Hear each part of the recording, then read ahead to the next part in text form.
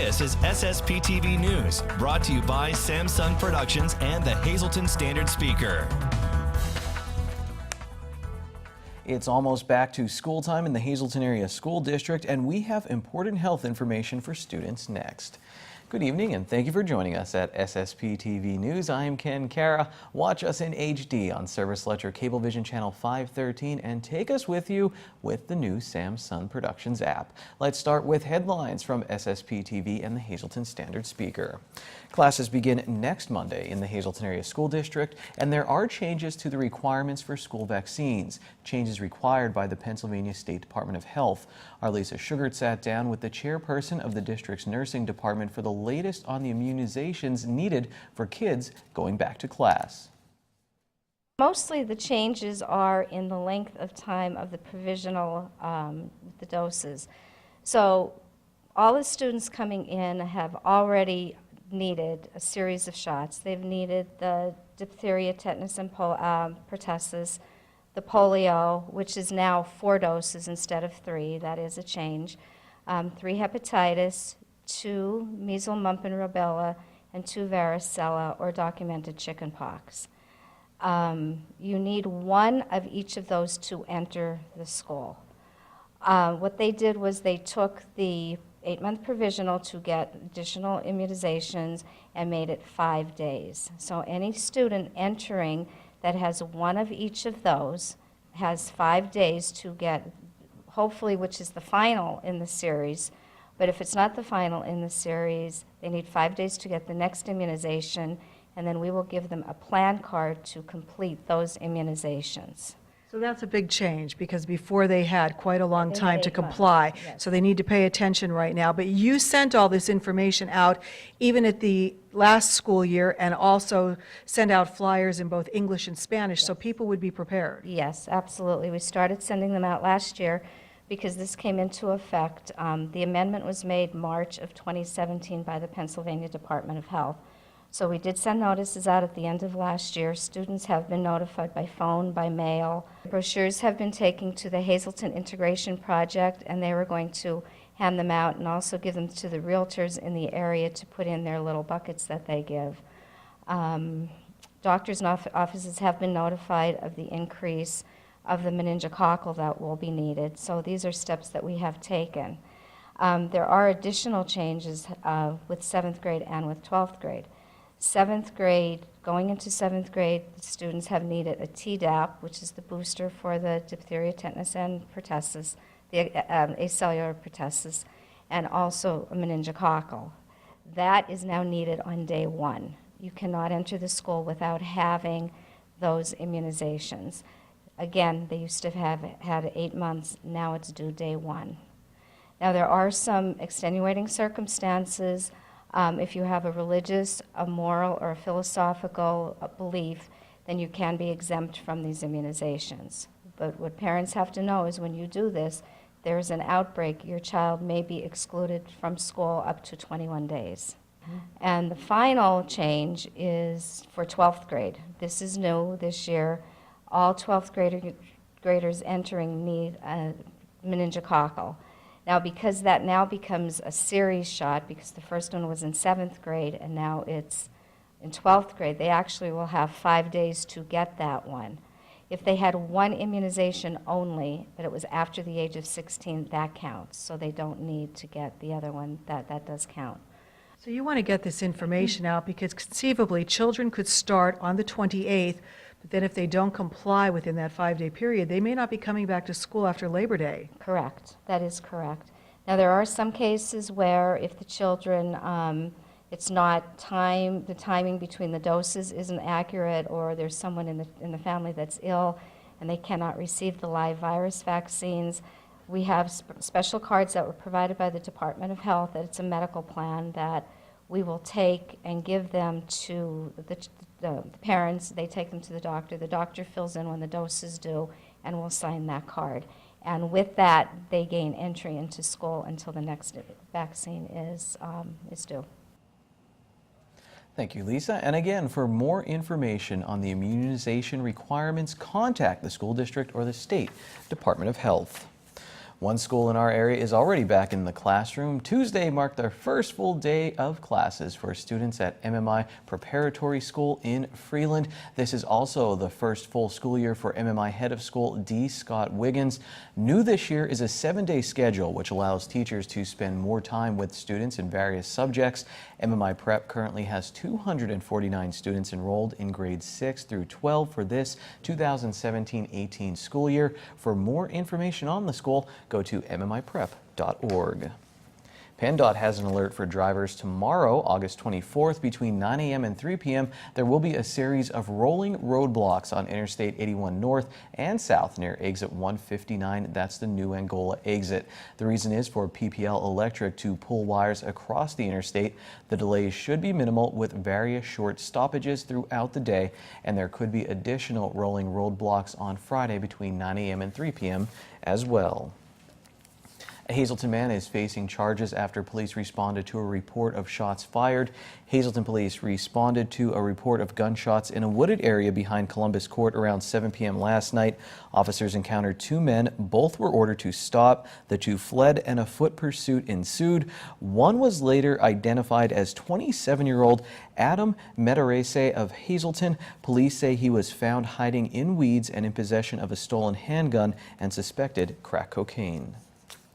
And meanwhile, our Janine Mazurkevich is back at Sacco Chiropractic today, where they are talking about back to school. Well, it is back to school time and time for the parents to get their kids ready for the change in schedule and maybe your teacher going back to school. We are back here at Sacco Chiropractic to talk about the change, not in the weather, but in our schedules. And Dr. Scott Sacco is going to talk a little bit about how to keep yourself healthy through the transitional months. Yeah, so one of the first things that we always talk about, and I'll ask you a question. What's the first thing that you get when your kids go back to school after the first week they're back? Oh, well, there's a lot of things I get, but we definitely get sick, and I might have, some margaritas too along with that as a celebration. Moms, you can agree with me here. So when the kids go back to school, one of the things is all the kids are back together, they get sick. They start passing around the colds, they start passing around everything, and they bring that home to you. So the whole family, first week or two, you're getting a cold, you're getting a cough, you're getting a flu, you're getting sick. So with chiropractic, it's not a myth, it's been proven to help boost your immune system. So it's time to bring the entire family in to get adjusted. Just how chiropractic affects your central nervous system, which is what controls your immune system. So getting adjusted will boost your white blood cells and help fight off those infections. Now, there are some superbugs that sometimes our kids get, and they will bring that home, but this will dramatically reduce the number of colds, coughs, everything throughout the entire year, just from getting a simple adjustment. And that's good to know. We want to keep those sick days for when we have, the terrible weather, I guess, upon us. So if you are going back to school, even if you're a teacher or you work with children, now's a good time to schedule an adjustment. That's right. All right. Well, we will send you guys back to school. I know I'm happy about going back to school. And we'll see you next week here at Sacco Chiropractic on SSPTV News. Thanks, Janine and Scott. And just a reminder before we break that our SSP TV programming is available tonight and every Wednesday from 6:30 until 8 p.m. on our high-definition channel 513. And you can also catch a rebroadcast of SSP TV News tonight at 8 p.m. on both channels, Channel 13 and HD 513. Coming up next, an interesting story about a church in an abandoned Pennsylvania town. And in sports, we pick up our high school football previews with the Marion Catholic Colts. This is SSP TV News, your place for 24 hours of your hometown news and information.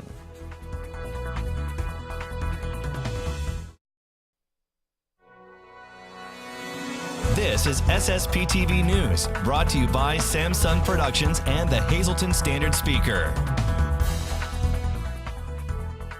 The second annual pilgrimage at Assumption of the Blessed Virgin Mary Ukrainian Catholic Church in Centralia will take place on Sunday.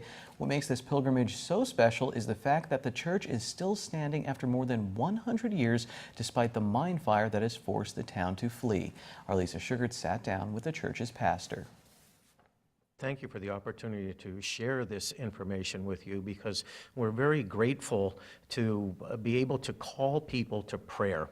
in this day and age, when there is so much turmoil and strife throughout our nation and our world, the idea of gathering away from the hustle and bustle of everyday life and it's experiencing the presence of God and His Blessed Mother, and simply praying with our Archbishop, with the clergy, the religious and faithful from throughout our entire Northeast Pennsylvania area and beyond, certainly says that faith is alive and that people of goodwill are still willing to sacrifice to express their belief in God and His goodness, His love for us, and that we can all, in fact, grow and live together in the most beautiful way that the Lord asks us to do. Well, Centralia is known for the mine fire. Whenever anybody hears that, that's what comes to mind. But people don't know that this church is still vibrant, sitting on the hill overlooking a town that basically left. So tell us now how this pilgrimage came to be and what will be taking place. The environment is certainly extremely beautiful where the church is located. We do sit on the top of the mountain, easily visible from every direction that you travel. And the church has been there now for 105 years, as a matter of fact, and continues to exist and continues to call people to worship on Sundays and holy days throughout the year. The pilgrimage was initiated from a visit by the major archbishop, the spiritual head and father of the Ukrainian Catholic Church, who visited there on a pastoral visit in November of 2015. He, along with Archbishop Stefan Soroka, the Archbishop Metropolitan of Philadelphia, which is our archeparchy, came to Centralia, and we were able to greet him there. And when the major archbishop entered the property, before even coming to the church, he was amazed by its location. And as we entered the church, he was emotionally and visibly taken back by the beauty of the interior of the church. And he immediately said, "This is a place of prayer." And as I explained to him the relocation efforts because of the mine fire, the fact that there was less than now 6 people remaining in town, that all of our parishioners were relocated to areas both far and near, and yet continue to return, to support the parish, to gather as a faith community, to pray, and to share friendships that were developed over many years, being neighbors, that he felt that this story needed to be told, and it needed to be told in a prayerful manner, in a faith-based manner. And he said when he would return to Ukraine, he would issue a decree proclaiming this a place of pilgrimage, a place of prayer, for all people of goodwill, not just Ukrainian Catholics. And in May of 2016, we received his decree asking us to hold this pilgrimage, this day of prayer, on the last Sunday of August of each year. And through this day of prayer, to deepen the faith and the spirit of all those that come to experience the holiness and the prayerfulness that he experienced when he visited the church in November of 2015. Once again, thanks, Lisa. The pilgrimage begins at noon on Sunday at the church in Centralia. We will have more on the event itself tomorrow on SSPTV News. Time now for weather on SSPTV News.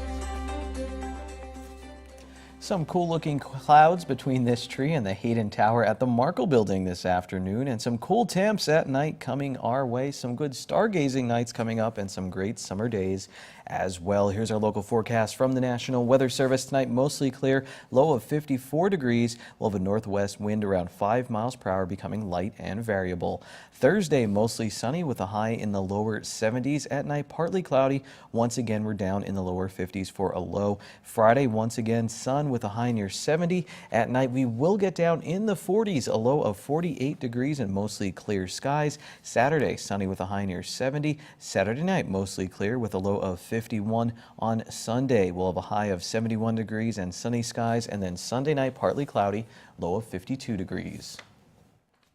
Tonight's weather is brought to you by Valley High Food Drive-In, the area's oldest ice cream and fast food restaurant. Open daily 11 a.m. to 10 p.m. and Sundays and holidays 1 p.m. to 10 p.m. Stop by for our ice cream and yogurt, now featuring fat-free, no sugar-added soft frozen yogurt with flavors like vanilla, strawberry, and strawberries and cream. We also have burgers, hot dogs, fries, and much more. That's Valley High, Route 93 in West Hazleton, and like us on Facebook. Hello, I'm Rob Gould, the Aquatics Director at the Hazleton Y. I want to talk to you just a moment about our strive to revive the Hazy Pool. Our pool hasn't had any major renovation since it was built in the 60s, so it's in dire need. My name is Madison Geiger and I'm 8 years old. The event that I was just in was the Youth Splash and Dash. There's tons of triathlons and tons of races.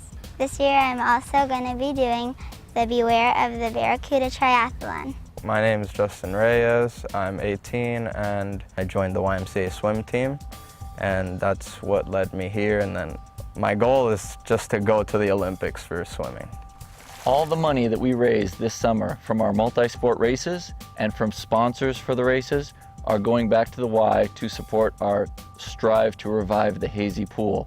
Our pool at the Y is in desperate need of renovations. So again, all the monies that we raise from these events are going to go back towards helping fix up our pool. And now your midday winning lottery numbers. How about that Powerball jackpot? Well, here, hopefully, maybe you won something from the Pennsylvania Lottery. Pick 2, 92, pick 3, 817, pick 4, 2, 994, pick 506, 520. The wild number is 3. When we come back, we'll tackle our next football preview. It's the Marian Catholic Colts.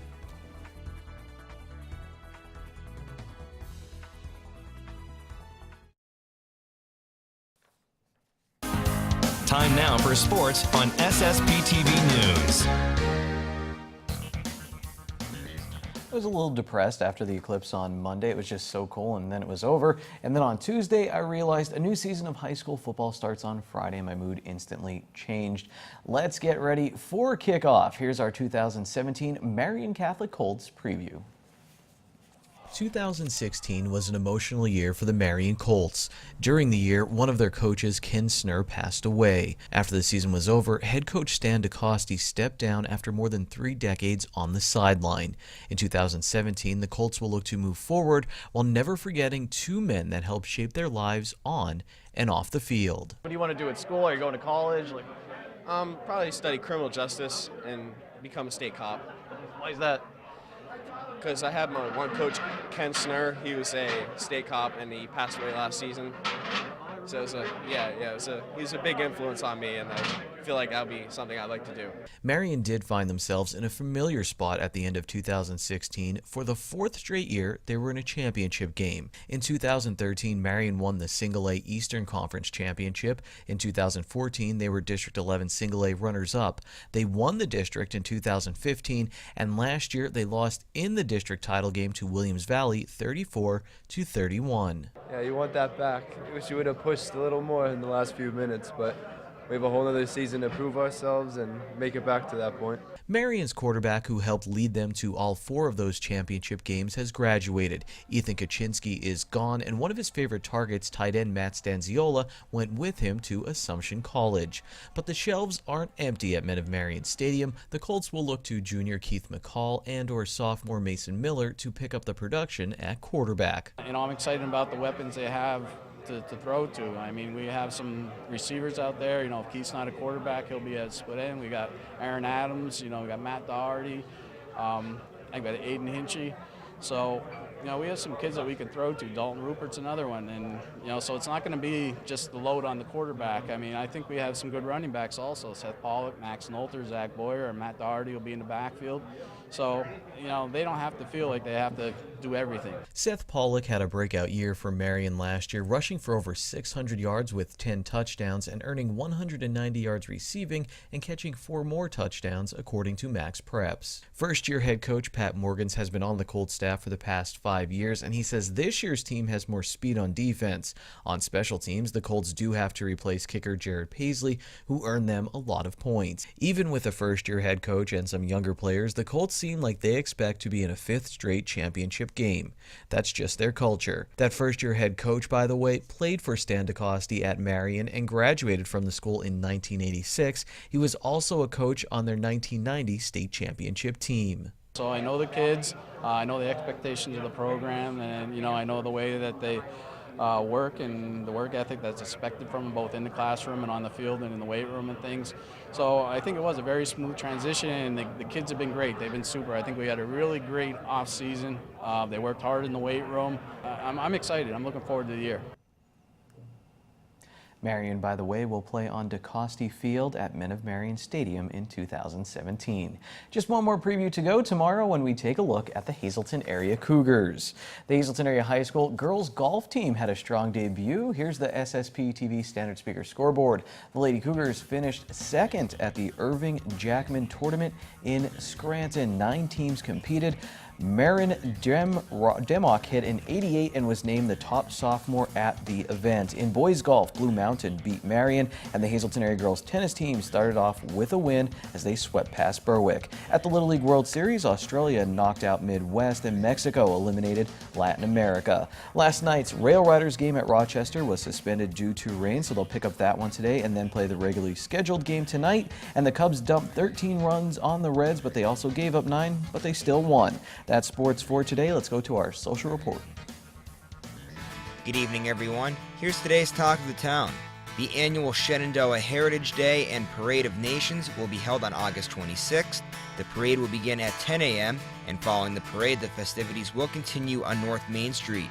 For more information, you can call the number on your screen. And that's today's Talk of the Town. SSPTV News would like to send our sincere condolences to the family and friends of these recently departed. John Jack V. Canfield of Toronto, Canada. A celebration of life will be held at Friends House Meeting Room in Toronto, Canada. Teresa M. Davidovich of Weatherly. Mass is Friday at 11 a.m. at Our Lady of Lourdes Roman Catholic Church in Weatherly. Friends may call Friday from 9:30 to 10:30 a.m. at the Philip J. Jeffries Funeral Home. James Robert Daugherty of Venice, Florida. Mass is Monday at 11 a.m. at Our Lady of Lourdes Catholic Church in Venice, Florida. The Farley Funeral Home in Venice, Florida is handling the arrangements. Richard C. Dick Gregory Sr. of Weatherly. Memorial is Saturday at 11 a.m. at the Philip J. Jeffries Funeral Home. Friends may call Saturday from 9:30 to 11 a.m. at the funeral home. Louis J. Troll of Whitehaven. Memorial is Thursday at 6 p.m. at the Lehman Family Funeral Home. Friends may call Thursday from 4 to 6 p.m. at the funeral home. Margaret Washko of Humboldt. Mass is Saturday at 10 a.m. at the parish of Saints Cyril and Methodius at the Church of St. Joseph. Monica Lego Young of Alexandria, Virginia. There will be no formal celebration of life.